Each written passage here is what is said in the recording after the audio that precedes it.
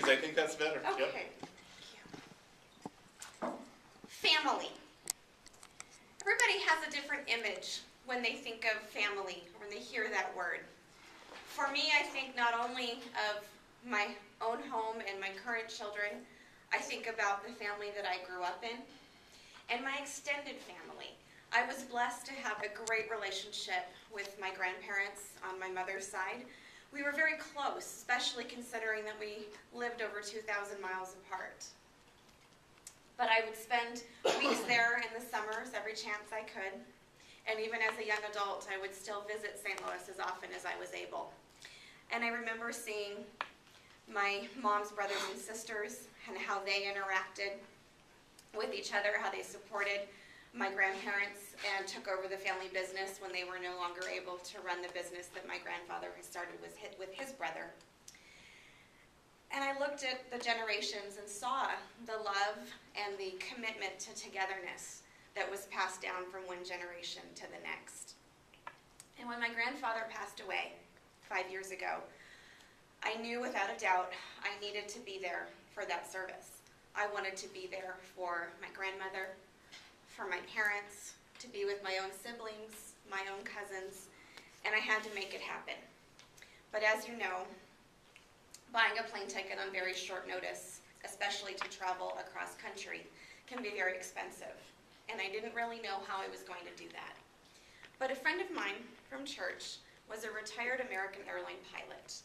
And he said, I can't get you a book ticket, but if you'd like to travel standby, I can sign you up for my friends and family deal. And that way all you have to pay is the airport tax. There'll be no ticketing fee whatsoever. I said, wait, you mean I could go to my grandfather's funeral and back for less than $50? He said, yep, if that's what you want to do. I said, fantastic, thank you. This is gonna be perfect.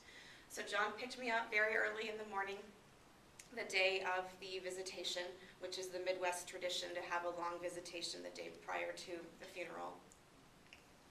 Took me to the Reno airport, was able to walk me all the way to the gate because of his retired pilot status. Put me on the plane, no problem leaving Reno. The flight was barely half full.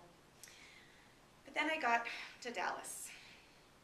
Walked over to the counter and was told that the next flight was full, as was the one after that, as was the flight after that.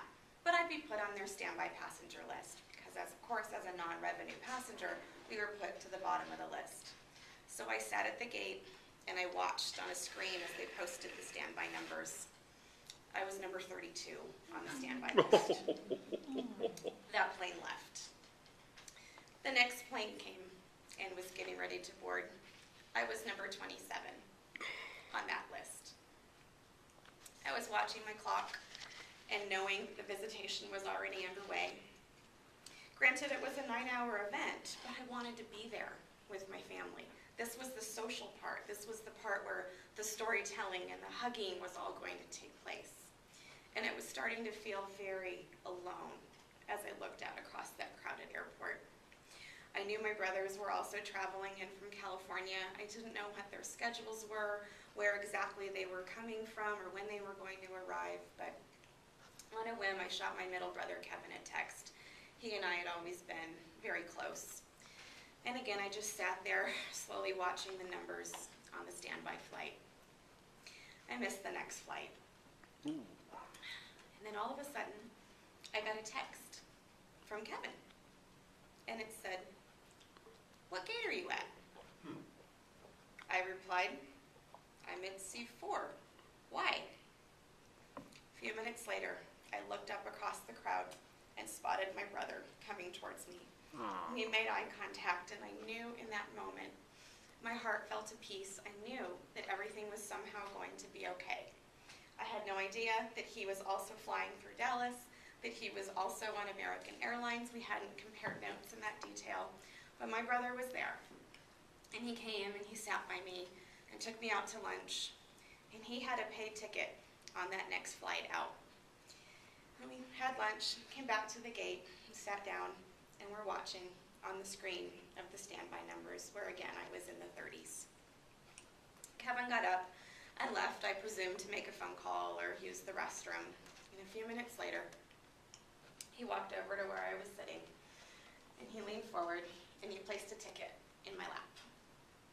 I looked at the ticket. I looked up at my brother. I looked at the ticket. I looked up at him, and I looked at him and said, "Why did you buy first class?" He kind of smiled and shrugged and said, "That's all they had left.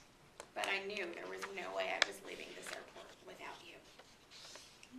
And so we cried, and we hugged, and then we boarded the plane, and I looked at him and I said, I don't want to sit by myself. So we walked back to where he was seated in coach and found the kid next to him and said, "Would you like a ticket to first class? I really need to sit with my brother."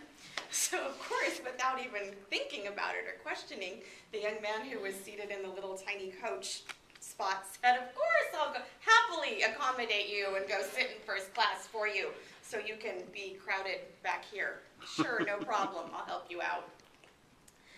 So there we sat, elbow to elbow, as close as we had ever been, physically and emotionally. And I was so grateful for not just my brother's actions that helped me get to the visitation for the last 4 hours, but for that heritage that we shared, that commitment. He didn't just know how to love like that. He knew because he experienced it. He saw that when we were growing up. He saw that in the relationship my mom had with her siblings, the relationship that my grandparents modeled with each other. And earlier today, as I was thinking about this story that I was going to tell you, I was sitting at the park watching my 4 children play on the playground. And I watched as my older ones pushed my younger ones on the swing.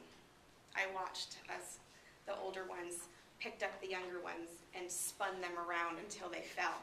And then they stopped and actually checked to make sure they were okay and that nobody was bleeding. And said, this is the kind of heritage that my kids are going to know. They understand what true family love looks like. And for that,